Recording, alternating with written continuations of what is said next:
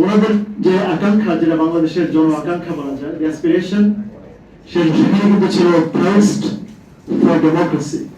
Actually শুধু democracy না, a thirst for good governance. Gen Z তারা কিন্তু শুধুমাত্র চাকরির কোটার জন্য বা কয়েকটি সরকারি চাকরির জন্য কিন্তু এত আত্মত্যাগ করেননি, এটা ওনারাও বলছেন। এবং যে কোনো সমাজবিজ্ঞানী, যে কোনো রাষ্ট্রবিজ্ঞানী, যে কোনো রাজনৈতিক কর্মী এটা বুঝতে পারবেন। ওনাদের যে আকাঙ্ক্ষা, যেটা বাংলাদেশের জন আকাঙ্ক্ষা বলা যায়, অ্যাসপিরেশন, সেখানে কিন্তু ছিল থার্স্ট ফর ডেমোক্রেসি। অ্যাকচুয়ালি শুধু ডেমোক্রেসি না, a thirst for good governance. ওনারা ন্যায় যে কথা বলছিলেন, যে জাস্টিস, উই ওয়ান্ট জাস্টিস। সে জাস্টিসের ন্যায় বিচার রাষ্ট্রের বিভিন্ন প্রতিষ্ঠানে, এবং সর্বোচ্চ প্রতিষ্ঠান হচ্ছে বাংলাদেশের আইনসভা, one of the three pillars.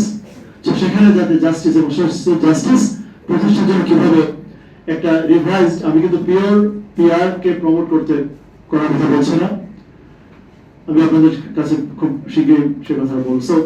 ওই প্রেক্ষাপটে আমরা আজকের আলোচনাটা দেখলে ভালো হবে যে এটা কিন্তু শুধু কোনো রাজনৈতিক দল বা জোটের আকাঙ্ক্ষা না, এটা কিন্তু আপনি আপনার যে কোনো তরুণ শিক্ষার্থীর সাথে কথা বলে আপনি বুঝতে পারবেন দে ওয়ান্ট জাস্টিস। এবং তারা যখন দেখবেন, অনেকে জানেন না কিন্তু, তারা যখন দেখবে যে আরে গণতন্ত্র মানে কিন্তু যে মাত্র 30-35% মানুষের সমর্থন পুষ্ট দল যখন 280 আসন অথবা ইভেন 151 আসন পেয়ে যখন এক ধরনের সাংবিধানিক স্বৈরাচার, এমনকি যদি সেখানে মানুষ হত্যা কেউ নাও করেন, গণতান্ত্রিক হতে চাইলেও, তখন কিন্তু এই মিলিয়নস অফ আমাদের যে প্রায় 4 কোটি ভোটার যারা জীবনে ভোটই দিতে পারেননি, তারা কিন্তু will have not just a surprise, they will have a shock. PR পদ্ধতি again একাডেমিক ব্যাখ্যা করা দরকার নেই, যেখানে আপনারা সবাই জানেন যে দল যত বেশি ভোট পাবে সে তত বেশি বা ততগুলো আসন পাবে। কিন্তু পিআর পদ্ধতির মূল এসেন্স হচ্ছে যে আমাদের যে ট্রেডিশনাল পদ্ধতি আছে,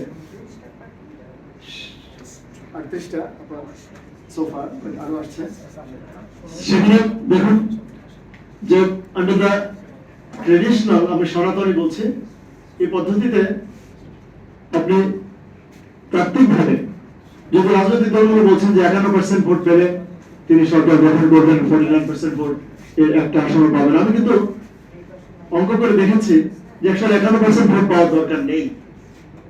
আপনি হ্যাঁ, যদি 100-তে 300 আসনে আপনাকে জিততে হয়, এবং যদি টু ওয়ে কন্টেস্ট থাকে, মাইন্ডেড, যে টু ওয়ে কন্টেস্ট বাংলাদেশে এখন পর্যন্ত হয়নি, যদিও দুটো মেজর পার্টি 1991 থেকে 2001-8 এই 4টা নির্বাচনে মোটামুটি বাংলাদেশ একটা বাইপার্টি সিস্টেমের দিকে যাচ্ছিল।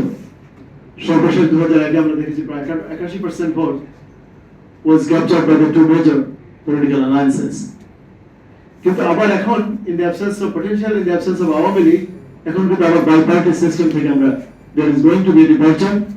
So যদি কোনো কারণে দুই দ্বিমুখী প্রতিদ্বন্দ্বিতা হয়, তখন কেবল 100-100টি আসন, মানে 300 আসনই পাওয়ার জন্য 51% বা 50% একটু বেশি ভোটের দরকার হবে। যদি একজনের স্বতন্ত্র প্রার্থী দাঁড়ায়, তাহলে কিন্তু আরো কম ভোটেই আপনি ওই আসনগুলো জিততে পারবেন।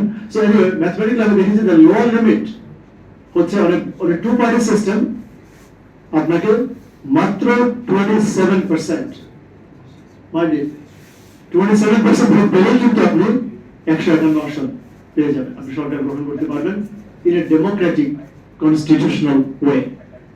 এর চেয়ে বেশি দরকার নেই যদি আপনি স্ট্র্যাটেজিক্যালি আপনার প্রার্থীদেরকে নির্বাচন দেওয়া করেন। সেটা হচ্ছে লোয়ার লিমিট, বাট অফকোর্স 27-এর নিচে হলে হবে না। যদি 2/3 মেজরিটি দরকার হয় আপনার, তাহলে সেটা 27-এর জায়গায় 34% ভোট দরকার। তো 34% হলে কিন্তু আপনি সংবিধান বদলানোর মতো ম্যান্ডেট পেয়ে যাবেন। আর তার চেয়ে সামান্য বেশি, আমি যেটা বললাম, যদি 50% হয়, তাহলে আপনি 100% আসনই দখল করতে পারবেন। তো কোনো দলের তো 100% আসন প্রয়োজন নেই।